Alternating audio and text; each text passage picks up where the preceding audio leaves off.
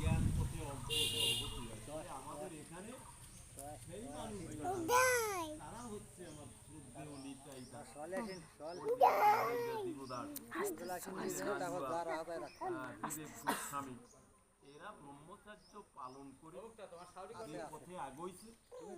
কারণ ব্রহ্মচর্যের পথটা, কারণ এরা সংসার করে নাই, এরা সেই ভগবানের কাজই হ্যাঁ। তাই এই যে পথ, এই পথে তো সবাই যেতে পারবে না। তাই বলছে যে ব্রহ্মচর্য অবলম্বন করিয়া জ্ঞান পথে অগ্রসর হইতে হয়। এই পথে সিদ্ধি লাভ সহজ। তাহলে এই পথে সিদ্ধি লাভ সহজ না।